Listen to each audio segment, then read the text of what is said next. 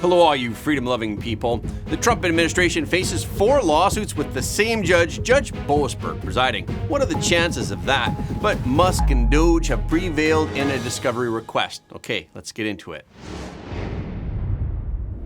Germany's Der Spiegel reported that the personal phone numbers, email addresses, and even passwords of key members of President Trump's top security circle, including Tim Walz, Tulsi Gabbard, and Pete Hegseth, could be accessed by virtually anyone. Der Spiegel journalists even said that they were able to link the exposed phone numbers to active WhatsApp and Signal accounts. They wrote, hostile intelligence services could use this publicly available data to hack the communications of those affected by installing spyware on their devices. For Der Spiegel, it was allegedly easy for reporters to discover Hegseth's mobile phone number and email address. They said that they approached a vendor that was focused on providing business contact information for sales, marketing, and recruiting purposes.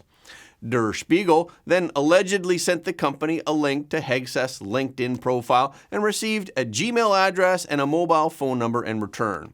The mobile phone number that was provided led to a WhatsApp account that Hegseth apparently recently deleted. According to the report, Walz's mobile phone number and email address could be found using the same service provider. The mobile phone number reportedly could even be found using a people search engine that is popular in the US. Der Spiegel reporters even said that they were also able to find several passwords for Walz's email address in leaked databases. They said that the information also led to Walz's profile for Microsoft Teams, LinkedIn, WhatsApp, and Signal. But Tulsi Gabbard keeps her data relatively well protected, so they said that her contact information was blocked. However, they said that her email address could be found on WikiLeaks and Reddit. American Oversight, a so-called civilian watchdog organization, has filed a lawsuit in federal court in the District of Columbia claiming that the use of Signal by officials violates federal law governing government record keeping. The Signal lawsuit names a number of high-ranking government officials as defendants, including Defense Secretary Pete Hegseth, Director of National Intelligence Tulsi Gabbard, Director of the CIA John Radcliffe, Treasury Secretary Scott Bessent, Secretary of State Marco Rubio, and the National Archives. The case was heard by none other than District Judge James Boasberg, who is the same judge who previously presided over the Trump administration's deportation of gang members under the Alien Enemy Act. With the addition of the Signal-related lawsuit against top Trump officials, Boasberg now oversees 4 lawsuits against the second Trump administration.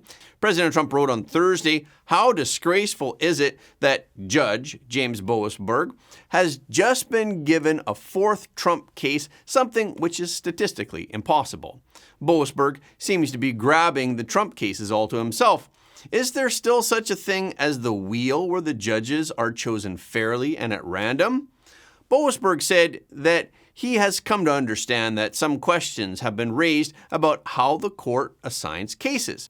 He described in detail the District Court of the District of Columbia's case assignment automation system at the beginning of the afternoon's hearing, including how e-cards are assigned to each judge to ensure that cases are assigned fairly. Boasberg said, "That's how it works, and that's how all cases have continued to be assigned in this court." The American Oversight is asking that Signal messages sent by officials in the course of their official duties be categorized as records to be kept under the Federal Records Act and also require the preservation of those records.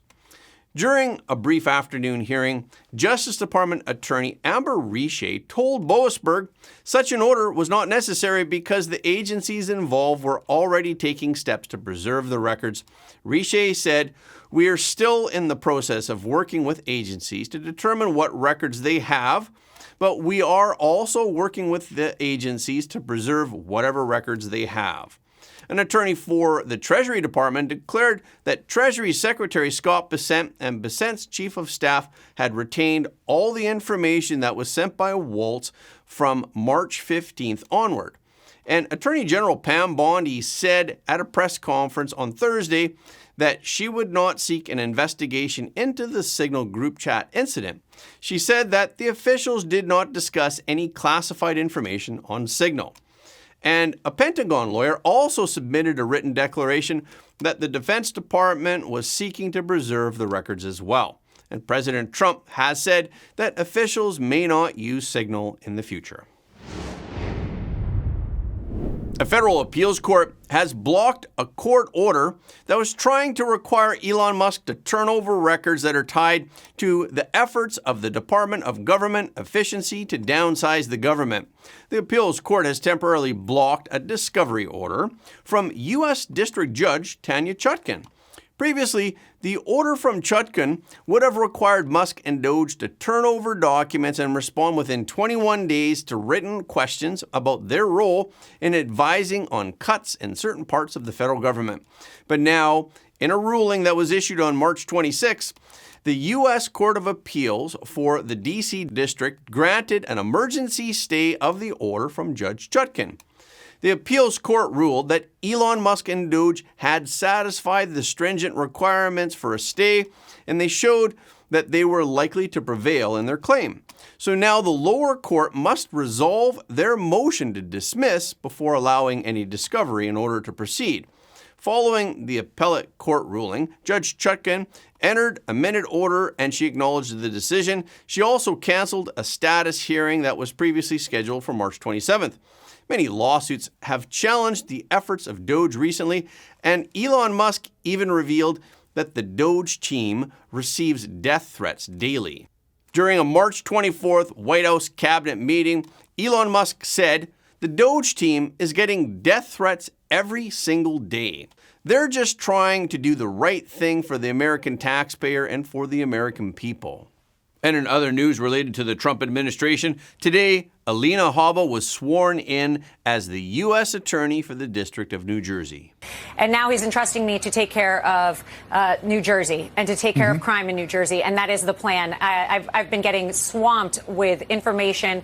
I have a call with the FBI shortly after this to get right up to speed and make sure that we're arresting people. And I know, America, I'm seeing what you're saying. You want to see arrests?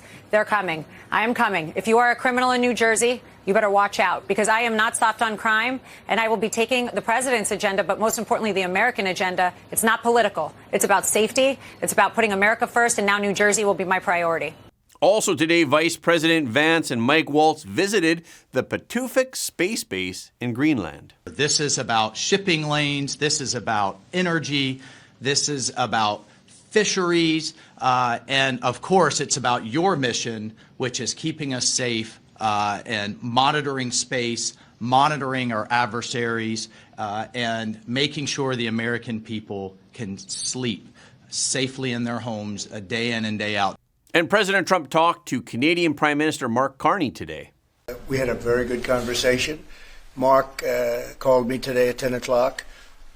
We put out a statement. We had a very, very good talk. He's going through an election now, and we'll see what happens. But we have Liberation Day, as you know, on April 2nd, because, and I'm not referring to Canada, but many countries have taken advantage of us, the likes of which nobody even thought was possible for many, many decades, And, you know, that has to stop. We're going to end up with a very good relationship with Canada and a lot of the other countries. On Friday, strong earthquakes struck many places in Southeast Asia. According to the USGS, a magnitude 7.7 earthquake struck central Myanmar at a depth of only 10 kilometers. Data from the China Earthquake Observatory indicated that the magnitude of the quake was 7.9. About 12 minutes after the earthquake, an aftershock of magnitude 6.4 occurred. The quake was strongly felt in the capital of Myanmar and in Yangon, the largest city in the country, and a number of buildings have collapsed in Mandalay, Myanmar's second largest city. Thailand, a neighboring country, was also affected. Videos on social media showed overhead swimming pools and high-rise buildings turning into waterfalls when the quake struck.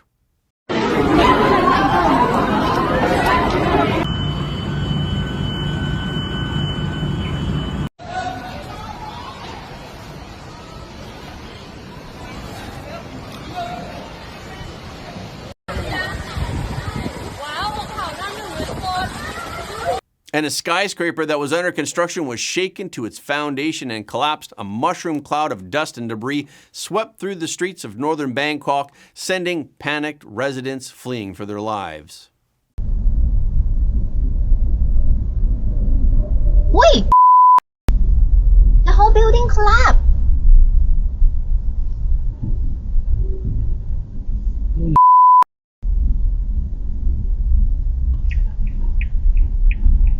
Let's look at it from another angle.